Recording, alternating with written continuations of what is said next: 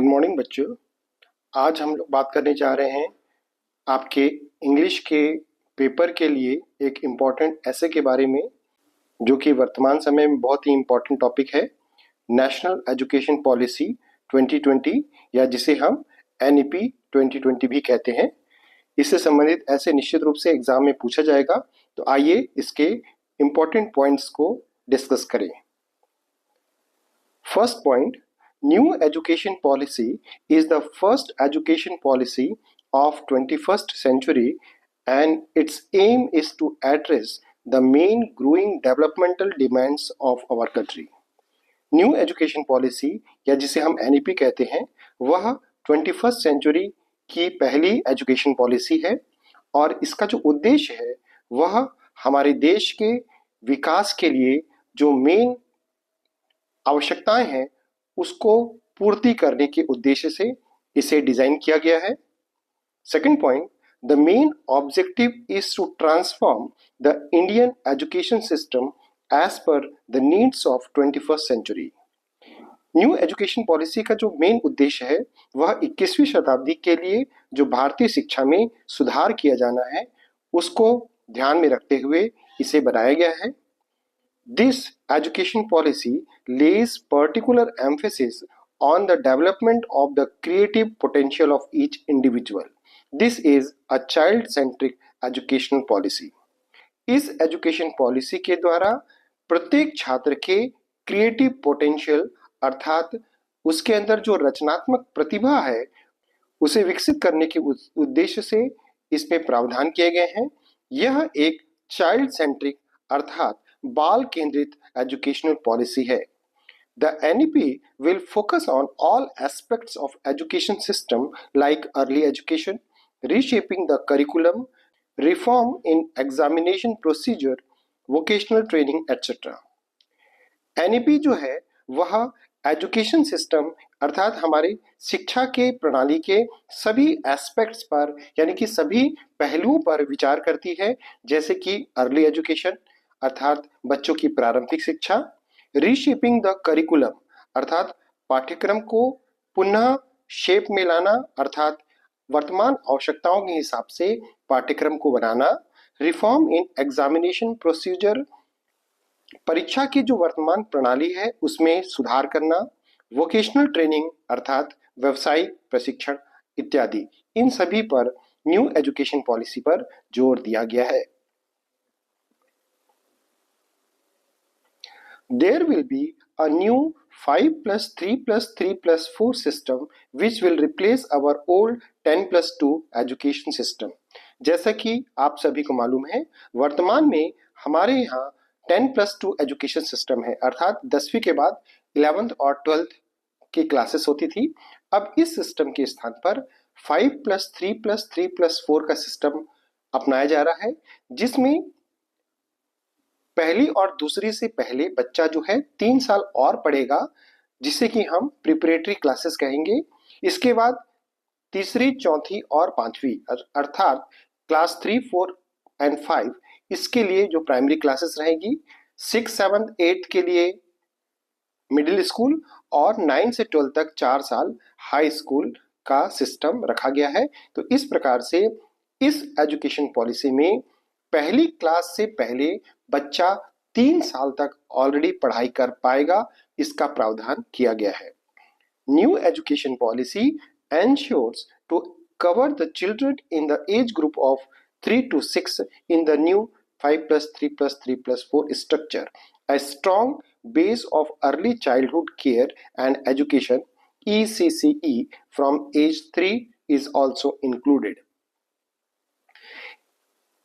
जो new education policy है वह वर्तमान में जो नया शिक्षा प्रणाली बनाया गया है 5+3+3+4 की, इसमें 3 से 6 साल तक के जो बच्चे हैं अर्थात जो पहली में एडमिशन लेने से पहले वाला जो एज ग्रुप होता है उस बच्चों को भी एजुकेशन की मेन धारा में लाने के लिए इसमें प्रावधान किया गया है और इसके लिए early childhood care and education जिसे कि ECCE कहा जाता है अर्थात प्रारंभिक शैशव अवस्था में बच्चों को किस प्रकार से एजुकेशन दिया जाए, इसके लिए एक बेस तैयार करना है इस एजुकेशन पॉलिसी का उद्देश्य। अब बच्चा 3 साल की उम्र से ही शिक्षा से परिचित होने लगेगा। It has been given emphasis that prior to the age of 5, every child will move to a preparatory classes Bal Vatika, which has an ECC qualified teacher. इस न्यू एजुकेशन पॉलिसी में यह प्रावधान किया गया है कि 5 साल की उम्र से पहले तक बच्चा जो है वह प्रिपरेटरी क्लास में प्रवेश करेगा, जिसे कि बाल वाटिका भी कहा जाता है, जहां पर उसके लिए एक ECCE क्वालिफाइड टीचर होगा जो अर्ली चाइल्डहुड स्थिति में जो बच्चों की बेसिक आवश्यकताएं होती है ज्ञानात्मक विकास के लिए और उसके मानसिक विकास के लिए, उसके लिए प्रशिक्षित शिक्षक होगा जो बच्चों की आवश्यकता के अनुसार उन्हें शिक्षा देगा।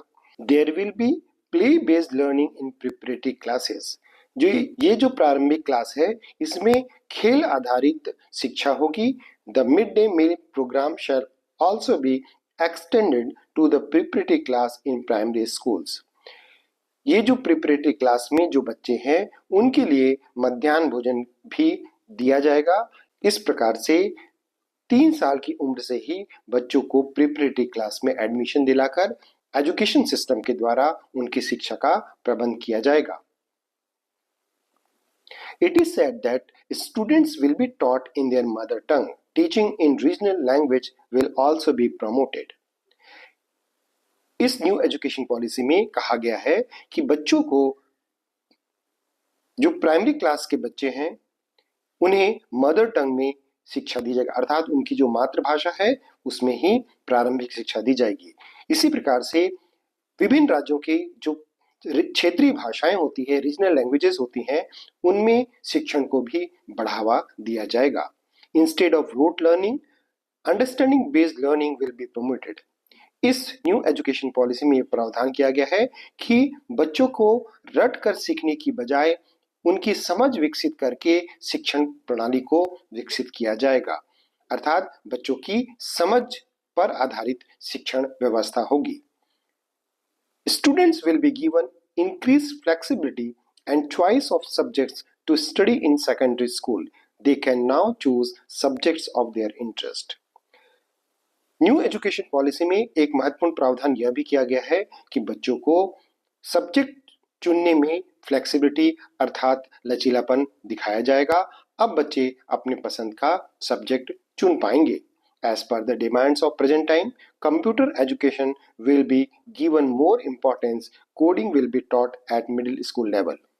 वर्तमान समय कंप्यूटर का समय है, तो वर्तमान समय की आवश्यकता के अनुसार कंप्यूटर एजुकेशन को भी बढ़ावा दिया जाएगा और मिडिल स्कूल लेवल से अर्थात कक्षा 6वीं से ही बच्चों को कंप्यूटर आधारित कोडिंग की शिक्षण दिया जाएगा या उन्हें कोडिंग से परिचित कराया जाएगा। The 3-language formula will continue to be implemented. There will be a greater flexibility in the 3-language formula and no language will be imposed on any state. वर्तमान में स्कूलों में 3 भाषाओं को पढ़ाया जाता है, 3 लैंग्वेज सिस्टम है। इस 3 लैंग्वेज सिस्टम को आगे भी जारी रखा जाएगा, परंतु इसके साथ ही साथ इसमें कोई भी दृढ़ता नहीं दिखाई जाएगी। बच्चों को लैंग्वेज सीखने में फ्लेक्सिबिलिटी यानी कि लचीलापन दिखाया जाएगा और किसी भी स्टेट के ऊपर कोई भाषा जबरदस्ती थोपा नहीं जाएगा। उन्हें अपने पसंद का या उनके राज्य में जो रीजनल लैंग्वेज है उनमें पढ़ाई कराने की आज़ादी दी जाती है। All efforts will be made in preparing high quality textbook and teaching learning materials for science and mathematics in regional languages also, so that the students are able to think and speak about these 2 subjects both in their home language, mother tongue and in English. इस new education policy में एक प्रावधान और किया गया है कि science और मैथमेटिक्स के लिए बेसिकली जो इंग्लिश में किताबें उपलब्ध होती है, उनमें इंग्लिश के अलावा जो रीजनल लैंग्वेज होते हैं या बच्चों के जो मदर टंग होते हैं उसमें भी किताबें उपलब्ध कराई जाएगी, ताकि बच्चे साइंस और मैथ्स की जो पढ़ाई है उसके बारे में अपनी मातृभाषा में ही सीख सके और उसके बारे में बात कर सके। इस प्रकार से इन दोनों विषयों के प्रति बच्चों की समझ जो है वह ज्यादा विकसित होगी। Every student in the country will participate in a fun project activity during middle school age. They will take fun courses like carpentry, electrical work, metal work, gardening, pottery making, etc. Middle school age में सभी बच्चों को fun activity अर्थात मजेदार खेलों से परिचित कराया जाएगा या मजेदार ऐसी एक्टिविटी कराई जाएगी जिनमें उन्हें करने में मजा आए। बच्चों को कारपेंट्री अर्थात बढ़ईगिरी, इलेक्ट्रिकल वर्क अर्थात बिजली से संबंधित काम, मेटल वर्क अर्थात धातुओं के बारे में परिचित कराया जाएगा, उन्हें गार्डनिंग सिखाई जाएगी। इसी प्रकार से पॉटरी मेकिंग अर्थात जो मिट्टी से विभिन्न प्रकार की आकृतियां, बर्तन, शिल्प वगैरह बनाए जाते हैं, उन सब के बारे में बच्चों को सीखने का अवसर स्कूलों में ही दिया जाएगा। इससे बच्चों का स्कूल में मन लगा रहेगा और वे बहुत कुछ सीख पाएंगे। A practice-based curriculum for grades 6 to 8 will be designed by NCERT while framing the curriculum. NCERT के द्वारा जो पाठ्यक्रम निर्धारण के समय 6वीं से 8वीं क्लास के लिए प्रैक्टिस बेस्ड करिकुलम अर्थात अभ्यास आधारित पाठ्यक्रम बनाया जाएगा। इससे बच्चों को अभ्यास करके सीखने का मौका मिलेगा। बच्चे रटने के बजाय विभिन्न चीजों को खुद करेंगे और सीखेंगे। तो बच्चों, इस प्रकार से न्यू एजुकेशन पॉलिसी के उन बिंदुओं को हमने लिया है जो कि स्कूल एजुकेशन से संबंधित है और ये आपके ऐसे के लिए बहुत इंपॉर्टेंट होंगे। आप इसे अच्छे से याद कर लीजिए। निश्चित तौर पर आपके एग्जाम में ये आपको मदद करेंगे। Thank you.